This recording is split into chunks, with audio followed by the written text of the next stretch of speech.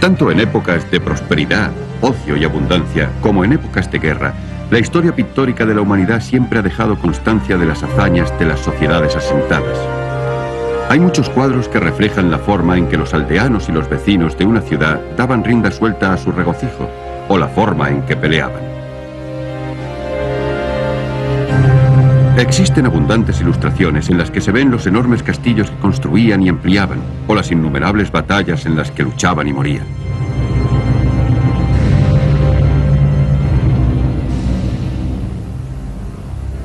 Conocemos cómo cultivaban sus pobres campos y cómo construían suntuosos palacios. Pero tanto en Europa como en Asia siempre vemos únicamente a los miembros de las sociedades ordenadas y asentadas. El dramático hundimiento del Imperio Romano, representado gráficamente en estas ilustraciones del siglo XIX, ha sido generalmente presentado como la destrucción de unas civilizaciones avanzadas y complejas por parte de unos bárbaros salvajes y brutales durante los primeros siglos de la era cristiana.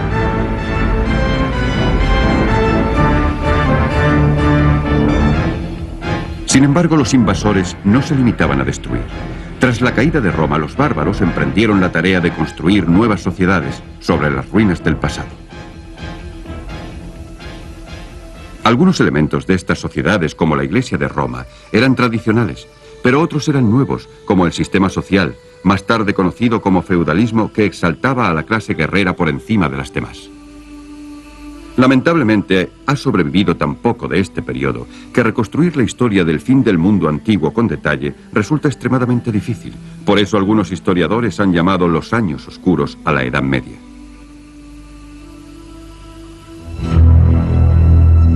Hace 2000 años, sociedades de economía avanzada y de grandes logros culturales se extendían como en un cinturón casi continuo a través de la mitad sur de los continentes de Europa y Asia, desde las costas del Pacífico a las del Atlántico. Alrededor del Mediterráneo, el Imperio Romano fue consolidado por el emperador Augusto, que murió en el año 14 de nuestra era. Sus sucesores establecieron nuevas fronteras imperiales en Alemania y en Gran Bretaña, los Balcanes y en el cercano Oriente. Una expansión romana hacia Oriente fue frenada por el Imperio de los Partos. Durante el siglo II de nuestra era, Roma atacó a los partos. Las legiones obtuvieron numerosas victorias, pero jamás permanecieron el tiempo suficiente como para consolidar su dominio. Los partos y su vecino oriental, el Imperio Kushan, sobrevivieron. En el año 226, estos dos estados fueron unificados bajo la dinastía persa sasánida, que pronto recaudaría tributos de lugares tan alejados como Siria y el Punjab, creando una civilización deslumbrante que duró 400 años. Aproximadamente un siglo después de que los sasánidas se hicieran con el poder en Persia, un nuevo imperio surgió en la India. La dinastía Gupta, con su capital en Patna, a orillas del Ganges, creó un estado que se extendió desde el Punjab a Bengala. La soberanía de Chandragupta I, que murió en el año 330, fue aceptada en áreas mucho más alejadas. Para entonces, los días del esplendor de la dinastía Han en China tocaban a su fin, y sus posesiones quedaron fragmentadas en un gran número de reinos más débiles. En su época de esplendor, los Han habían gobernado un estado que igualaba al Imperio Romano en población y en extensión territorial. Sus gobernantes, como el emperador Butí, avanzaron las fronteras de China hasta la cuenca de Tarim en los confines de Partia. La existencia, o más bien, la coexistencia de estos grandes imperios significó que grandes áreas del mundo antiguo gozaron de paz interior y de un gobierno eficiente. Estas condiciones hicieron posible el desarrollo del comercio en una escala que jamás se había conocido.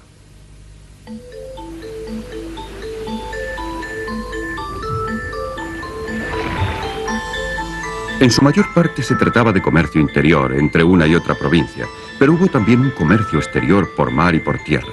Las mercancías se movían libremente, sobre todo de oriente a occidente. Artículos costosos y ligeros como la seda y las especias eran transportados en caravanas o barcos como estos que aún comercian en el Océano Índico.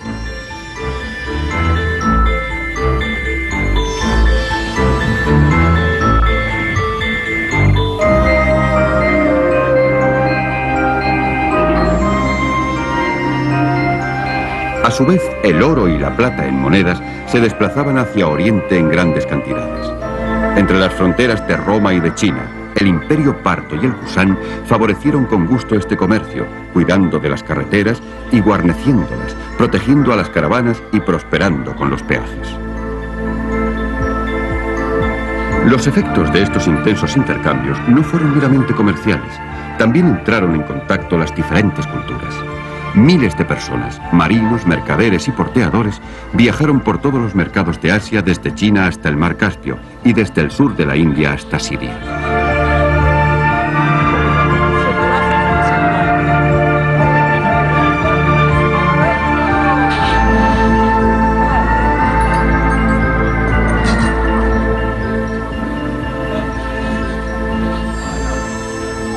También hubo misioneros. El budismo se difundió desde la India hacia el lejano oriente. El cristianismo fue implantado en el sur de la India, la llamada Iglesia de Santo Tomás, y en Asia Central, la Iglesia Nestoriana. En el año 100 de nuestra era, existía una cadena casi continua de sociedades avanzadas, prósperas y ordenadas, que se extendían desde China en el Pacífico a través de la India y de Persia hasta el Mediterráneo, que era virtualmente un lago romano. Sin embargo, 4 siglos más tarde, estas civilizaciones estaban en ruinas y el comercio transcontinental había tocado a su fin. ¿Qué es lo que no había funcionado? Una parte de la respuesta se encuentra en el hecho de que las civilizaciones del norte estaban dominadas por tribus nómadas. Sus miembros vivían a lomos de caballo, al igual que sus descendientes, los kirguises de Afganistán, siguiendo a sus rebaños de ovejas y de ganado de un pasto a otro en las áridas mesetas y en las inhóspitas vertientes montañosas de Asia Central. Mientras encontraran pastos adecuados, todo iba bien. Pero si había demasiados animales para los pastos disponibles, o si el clima cambiaba, las condiciones para los nómadas empeoraban rápidamente. Por lo tanto, se veían obligados a desplazarse a las áreas cercanas, a sociedades agrícolas más asentadas, o a morir. El margen entre la subsistencia y la inanición era muy estrecho. Los jinetes de las estepas aparecían saqueando y destruyendo todo, pero generalmente se retiraban con la misma velocidad con que habían aparecido. Después del año 100 a.C., los ataques de los nómadas se volvieron cada vez más frecuentes y feroces. Se necesitaban nuevas medidas defensivas si el mundo civilizado quería sobrevivir. Bajo el emperador An Buti, que murió en el año 87 a.C., China había sufrido repetidos ataques de fuertes bandas de saqueadores del norte. La respuesta del emperador había sido la de extender y mejorar la Gran Muralla, defendida por cientos de miles de tropas. Mientras pudo pagar a los soldados, su estrategia funcionó bien. El Imperio Romano se enfrentó con unas presiones similares unos siglos después y respondió de un modo similar. El emperador Domiciano, hacia el año 85 después de Cristo, levantó una cadena de defensas fronterizas entre el Rin y el Danubio contra las tribus germanas. Su sucesor Adriano hizo lo mismo en Gran Bretaña contra los escoceses. La muralla de Adriano, una impresionante combinación de baluartes, fosos y carreteras, entre el Solway Firth y el Tyne, se extendía casi 120 kilómetros y contenía 27 fortificaciones importantes. Otros emperadores construyeron nuevas fortificaciones en África del Norte contra los posibles ataques de las tribus del desierto. De vez en cuando, también las legiones atacaban, invadiendo nuevas tierras, capturando prisioneros a los que esclavizaban. Sus grandes hazañas en los Balcanes fueron orgullosamente esculpidas en la columna de Trajano, erigida en Roma hacia el año 115 después de Cristo. En ella los legionarios aparecen como los gallardos defensores de la forma de vida romana. Pero su papel y su imagen pronto cambió. Ahora que había tantos soldados, el coste de sus salarios creció desmesuradamente. No podía haber una reducción, ya que eso habría dejado peligrosamente desguarnecidas las defensas a lo largo de las precarias fronteras. En el siglo III, los ataques en las fronteras se hicieron cada vez más frecuentes, de modo que había sido necesario incrementar las tropas de los ejércitos. Los salarios de la tropa aumentaron proporcionalmente y cualquier demora en el pago podía producir un motín. Se establecieron nuevos impuestos y se aumentaron los ya existentes en el prolongado intento de mantener las tropas en sus puestos. En la China de los Han ocurrieron problemas similares. Pero mientras que China era autosuficiente, Roma importaba grandes cantidades de productos de India y Persia. No solo especias y joyas, sino también los animales exóticos necesarios para los juegos que se celebraban en el Coliseo. El coste de todas estas mercancías crecía constantemente, y también el de los comestibles básicos. Una medida de trigo que costó 6 dracmas en el siglo I de nuestra era, costaba 200 dracmas en el año 276, 9.000 en el 314, 78.000 en el 334, y posteriormente más de 2 millones. No obstante, Roma nunca experimentó las revueltas campesinas que conmocionaban periódicamente al Imperio chino. En el año 184 después de Cristo, la revuelta de los turbantes amarillos surgió en las provincias de las tierras altas de Sichuan y duró más de 30 años. Para entonces el poder en China estaba en manos de los jefes militares regionales que lo mantuvieron más de 3 siglos. La fuerza del imperio quedó ulteriormente debilitada por el brote de peste en el año 162 después de Cristo, que se difundió hacia el oeste a lo largo de las rutas comerciales transcontinentales hasta llegar al mundo mediterráneo en el año 165. Marco Aurelio era el emperador en la época de la Gran Peste. Sin embargo, tal y como proclama su columna en Roma, aún consiguió llevar a sus legionarios a la victoria contra los enemigos más allá del Danubio. Había adversarios, como siempre los había habido, pero el poder de Roma aún podía hacerles frente victoriosamente.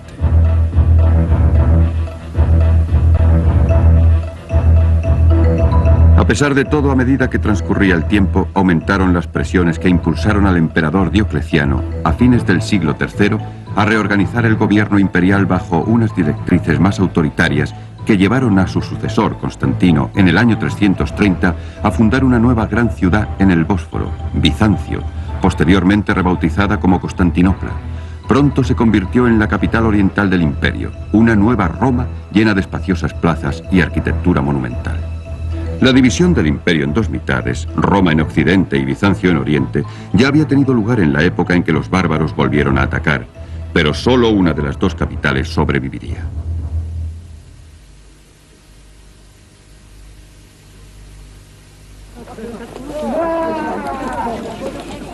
Estos son hombres de las tribus de los kirguises, aún orgullosos de su destreza a caballo que los hizo dueños de las llanuras de Asia.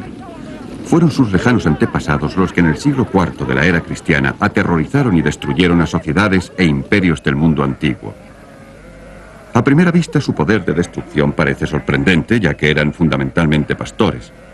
Los nómadas de Asia Central, entonces y ahora, seguían pacientemente a sus rebaños de ovejas durante el verano y se resguardaban en el invierno en grandes tiendas de pieles llamadas yurtas, siendo el ganado y las yurtas la mayor parte de su riqueza. Sus otras pertenencias eran necesariamente escasas, ya que los nómadas llevaban consigo cuanto poseían. Los brazaletes, las ajorcas y otras joyas eran los pocos lujos que podían permitirse por ser portátiles, cosa que también eran sus armas, arcos cortos, lanzas y sables, aterradoramente efectivos en la batalla. Su velocidad y su poder de embestida raras veces pudo ser contrarrestado por sus vecinos más sedentarios, ya que en la práctica formaban amplias confederaciones de ejércitos de caballería. Según los datos disponibles, su expansión comenzó en el año 304, cuando un pueblo asiático conocido como los Xiongnu traspasó la Gran Muralla China. Pronto saquearon las 2 grandes capitales del norte, Luoyang y Chang'an. Durante los 2 siglos y medio siguientes, China, al norte del río Yangtze, fue dominada por una sucesión de invasores de la estepa. Algo más tarde, otra rama del mismo grupo de tribus conocida en Occidente como hunos arrasó toda Asia en dirección a Occidente. En el año 370, habían irrumpido en el sur de Rusia. Su llegada arrastró al conflicto a las tribus germánicas de la zona, pues a medida que avanzaban, impulsaban a los visigodos que se habían establecido anteriormente en Crimea y Ucrania a invadir el Imperio Romano en busca de seguridad.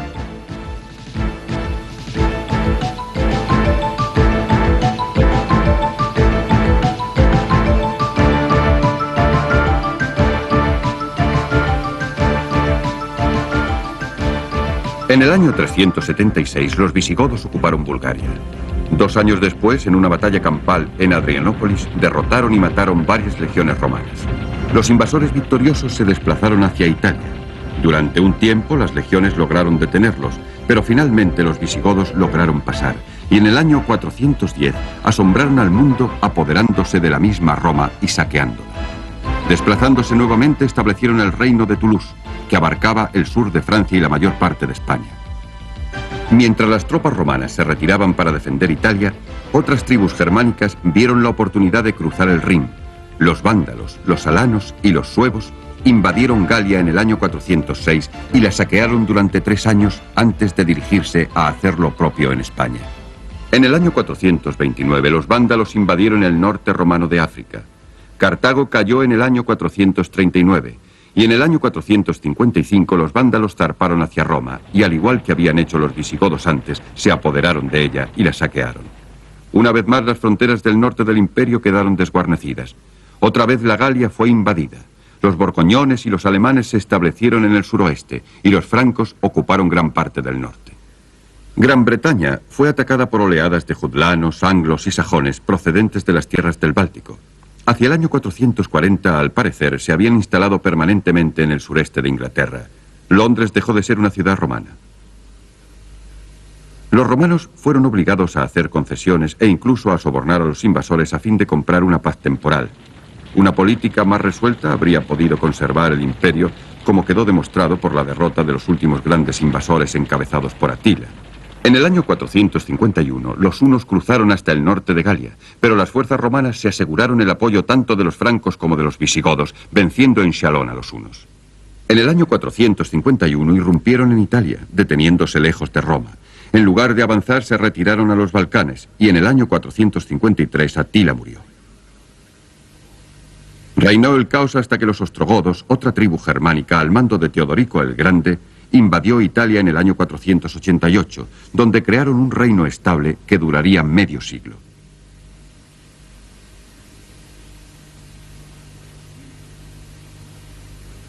Mientras tanto, más al este, otra rama de hunos, conocidos como los hunos blancos, traspasaron el Hindu Kush.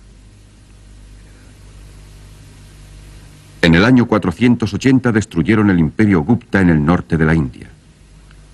En el año 484 arrasaron gran parte de Persia y mataron al soberano Sasánida antes de establecerse en Rajputana y convertirse en hindúes. A finales del siglo V, una gran parte de Asia Central estaba sumida en el caos como el Imperio Romano. Occidente se había fragmentado en pequeños reinos. Los francos y los borgoñones en Galia, un reino visigodo en España y un reino ostrogodo en Italia. En Gran Bretaña, pequeños estados anglosajones al sur y al este de Inglaterra. En África del Norte, el reino de los vándalos seguía siendo una fuerza con la que había que contar. En todas partes, los invasores buscaban compartir los beneficios de la civilización romana, combinando la forma de vida romana con la suya propia.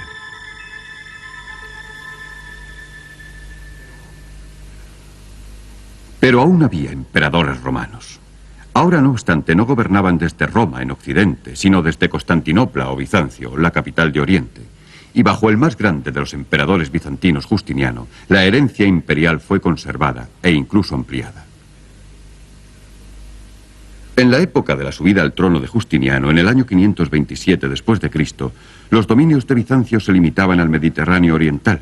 Pero en el año de su muerte, en el 565, sus fuerzas habían reconquistado el norte de África, las islas de Occidente y gran parte de Italia.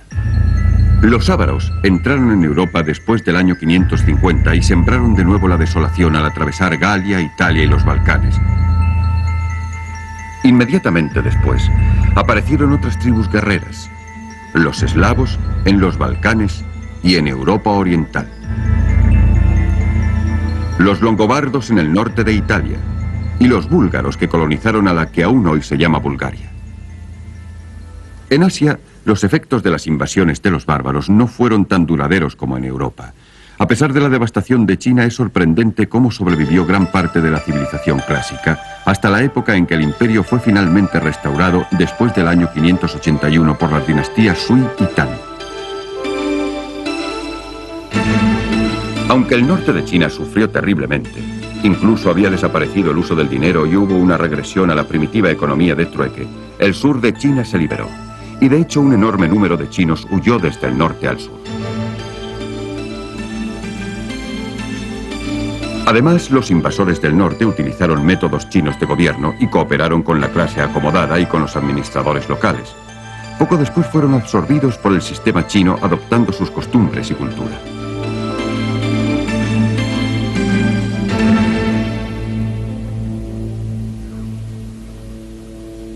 Lo mismo sucedió con los invasores de la India. Los Rajputs, que aún viven en Rajputana, son descendientes de los invasores hunos del siglo V. Fueron absorbidos por el sistema de castas indio y se convirtieron al hinduismo, enriqueciendo una sofisticada cultura literaria y artística.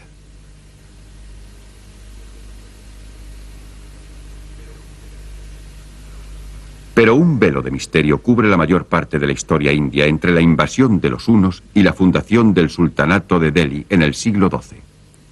La India occidental parece haber estado casi permanentemente asolada por guerras entre soberanos menores. El sur de la India también fue la sede de unas guerras sangrientas, combinadas con tentativas periódicas pero fracasadas de invadir Ceilán. El norte de la India estaba igualmente fragmentado, con guerras ocasionales contra Persia. Hacia el año 600, el mundo había cambiado enormemente. Los imperios habían sido derribados y las civilizaciones parcialmente olvidadas. En Europa occidental, las obras de los escritores romanos clásicos fueron conservadas solamente en un puñado de monasterios. Incluso las líneas de comunicación y los antiguos lazos comerciales quedaron interrumpidos. Ahora, por las carreteras romanas, no viajaban ni carros ni legionarios.